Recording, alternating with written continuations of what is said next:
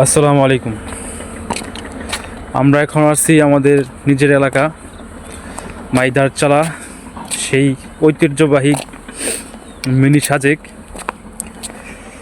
যেখানে অনেক দূর দূরান্ত থেকে অনেক মানুষ আসে দেখার জন্য, কিন্তু আমরা খুব একটা আসি না, কারণ আমাদের নিজের এলাকা তো, এই কারণে আমাদের বেশি একটা আসা হয় না।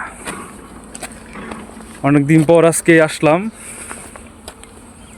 আপনাদেরকে একটু দেখাই আমাদের সেই ঐতিহ্যবাহী টিলা মাইদারচালা। জীবন ছুঁয়ে নামে কখনো যোছনা, চুপ করে হঠাৎ ঝরে কুয়াশা এক কোণা।